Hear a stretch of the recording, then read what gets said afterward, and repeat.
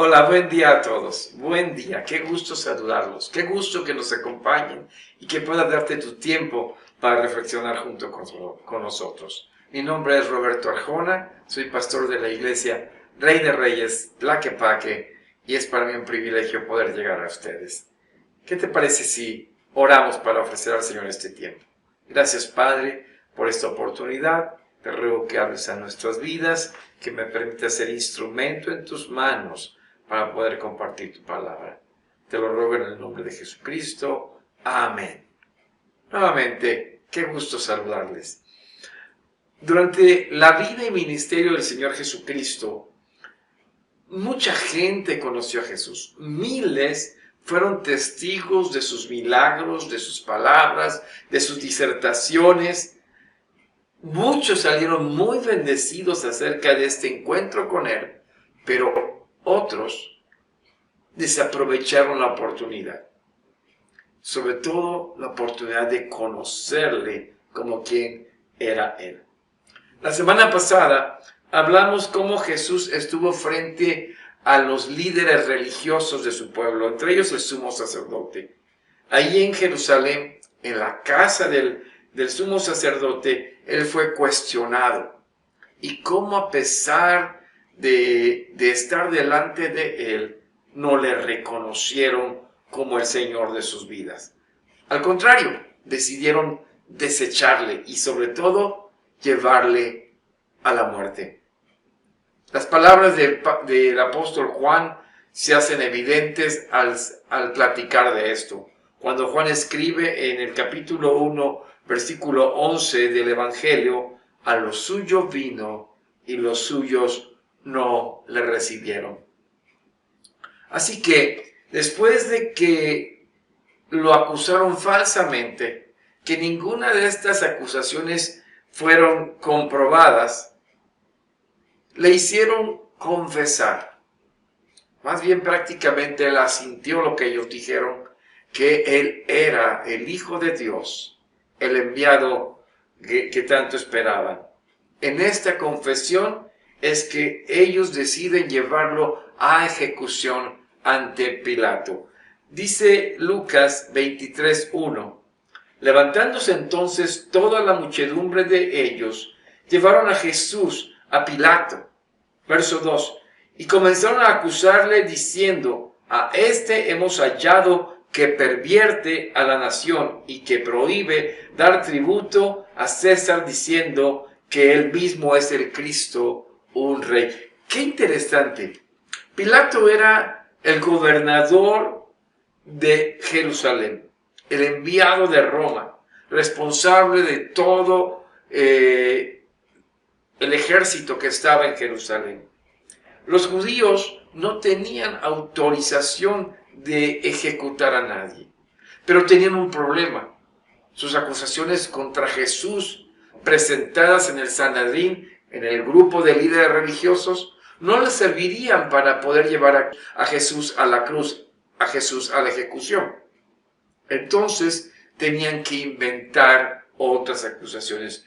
¿Cuáles acusaciones? Pues imagínense, empezaron a decir que pervierte a la nación. ¿Cómo? Aquel que decía a la gente, ama a tu prójimo. Aquel que dice, ayúdale la segunda milla. También que él prohibió pagar impuestos. No solo los pagó, sino también pagó los de Pedro. Nos damos cuenta que empiezan a acusarlo con falsas aseveraciones. Dice el verso 3, entonces Pilato le preguntó diciendo, ¿eres tú el rey de los judíos? Y respondiendo él, dijo, tú lo dices. Si nos damos cuenta, aún en esta parte, el mismo Pilato dudaba de lo que los judíos lo acusaban. Pero estando delante de Pilato, el mismo Jesús con sabiduría le responde, tú lo dices. No había nada que juzgar en él, nada que lo pudieran acusar. el mismo Pilato confiesa en el verso 4, la parte final, ningún delito hallo en este hombre. La gente no aceptaba el veredicto de Pilato. Seguían acusándoles, motivados por los líderes religiosos. Entonces Pilato escucha que Jesús era de la provincia de Galilea y sabía que en ese momento en Jerusalén estaba Herodes. Herodes, el que había sido puesto como responsable de esta región de Galilea. Dice el verso 8 al 10, Herodes, cuando le es enviado Jesús, lo recibe, y ahora sí el verso 8 al 10. Herodes, viendo a Jesús, se alegró mucho, porque hacía tiempo que deseaba verle, porque había oído muchas cosas acerca de él, y esperaba verle hacer alguna señal. Y le hacía muchas preguntas, pero él nada le respondió, y estaban los principales sacerdotes y los escribas acusándole con gran vehemencia. Piensen en esto. Los leprosos, cuando conocieron a Jesús, le gritaron buscando su sanidad y fueron sanados. Un samaritano fue el único que regresó agradecido con Jesús y conoció al Señor Jesús en su vida. Otro ejemplo es el cobrador de impuestos. El cobrador de impuestos corrió a un árbol para verle y Jesús decide ir a visitarlo. Y hay un cambio en la vida porque él reparte sus bienes a los pobres y aparte le devuelve a aquellos que ha estafado. El endemoniado gadareno fue libertado, reconoció que Jesús es el Hijo de Dios. Herodes tenía la oportunidad de su vida, pero solo quería trucos. Sí, solo estaba buscando un show de parte de Jesús. No quería conocerle quién era él. Simplemente quería a ver si hacía alguna cosa espléndida. No me extrañaría, ¿saben qué? Que Herodes hubiese escuchado de la resurrección de Lázaro, porque se supo en todas partes. Pero, aún en medio de esto, Jesús no responde nada. Herodes se desespera y lo regresa a Pilato. Dice el versículo 11, entonces Herodes con sus soldados le menospreció y escarneció vistiéndole de una ropa espléndida y volvió a enviarle a Pilato. Pilato pensó que ya se había deshecho del problema, pero no, regresa Jesús. ¿Qué podemos ver aquí? Nadie quiere tomar responsabilidad de condenarle. Pilato lo lleva ante los sacerdotes y vuelve a decir, no encuentro culpabilidad en este hombre. No lo hizo Herodes, no lo encuentro yo. Por lo tanto, dice el verso 16, le soltaré, pues, después de castigarle. A esto la multitud reacciona. Manipulados por los dirigentes religiosos, empiezan a protestar. Y ellos sabían que en esas fechas el gobierno romano, el gobernador, le soltaba un preso. Y ellos empiezan a decir, queremos a Barrabás. Sí, un hombre que había sido homicida y que también era un delincuente comprobado por sedición. Pero a ellos no les importa. Este era un verdadero delincuente. Pilato insiste y les dice, les habló otra vez Pilato queriendo soltar a Jesús. Ahora, ¿por qué? ¿Por qué en esta parte Pilato pareciera que no quiere dar este paso? Déjenme platicarles. Mateo escribe acerca de esto. Dice Mateo 27:19, que y estando él sentado en el tribunal, su mujer le mandó a decir, no tengas nada que ver con este justo, porque hoy he padecido mucho en sueños por causa de él. Había algo en este hombre en el cual Pilato no quería meterse. Es decir, había algo en Jesús donde Pilato se daba cuenta que la situación lo estaba rebasando. No hay por qué juzgarle, ninguna acusación es verdadera, no tiene por qué ir a la cruz, no tiene temor tampoco de morir en la cruz. Aparte, pensaría Pilato, dice él que no tengo autoridad sobre él si no les da de arriba. Bueno, hay tantas cosas que estaban pasando por la cabeza de Pilato. Pero a la vez tenía una ciudad enardecida. Tenía una ciudad que se estaba levantando completamente en contra de él. Finalmente, como quedó el dicho hasta nuestros tiempos, Pilato se lavó las manos. Dice el verso 24 del capítulo 27 de Mateo: viendo Pilato que nada adelantaba, sino que se hacía más alboroto, tomó agua y se lavó las manos delante del pueblo, diciendo: inocente soy yo de la sangre de este justo, allá vosotros.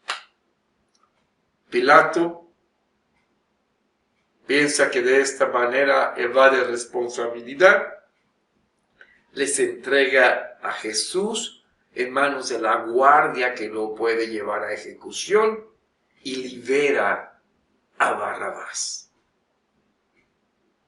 Pilato varias veces quiere liberar a Jesús.